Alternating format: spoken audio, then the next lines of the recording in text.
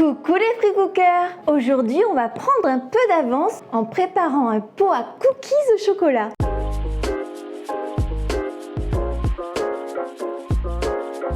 Et oui, de réaliser des préparations à l'avance permet un gain de temps. Et en plus, quand c'est fait maison, c'est encore meilleur, non? Alors suivez-moi, c'est parti! Donc c'est très simple pour notre pot à cookies au chocolat. On prend un bocal et on va remplir au fur et à mesure tous nos ingrédients secs. On va commencer par la fécule de maïs, comme ceci.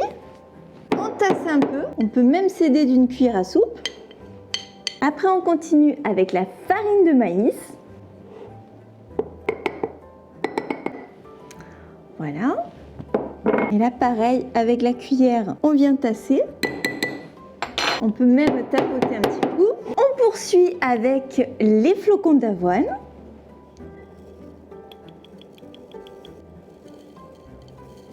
Voilà. Là, c'est pareil, on étale. Ça commence à faire des jolies couches. On continue avec la farine de teff. Une farine très intéressante parce qu'elle est panificable. Rare dans les farines sans gluten. On tapote encore un coup. Et là, on continue avec le mélange de psyllium et de levure.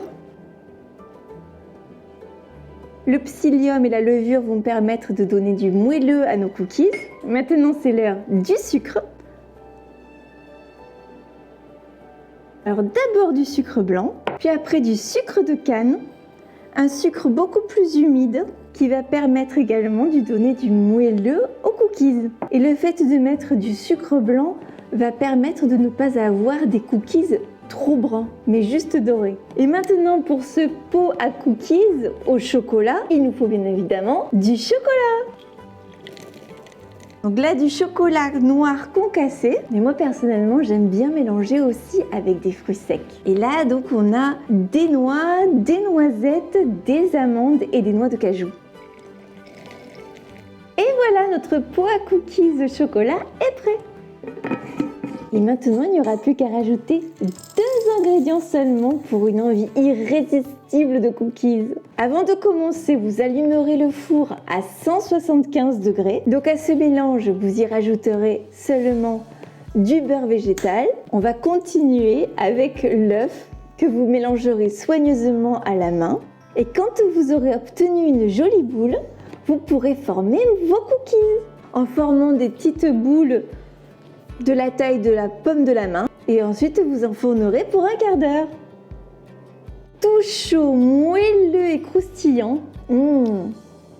Des cookies indispensables à la gourmandise, non? J'espère que cette astuce de pot à cookies au chocolat vous a plu.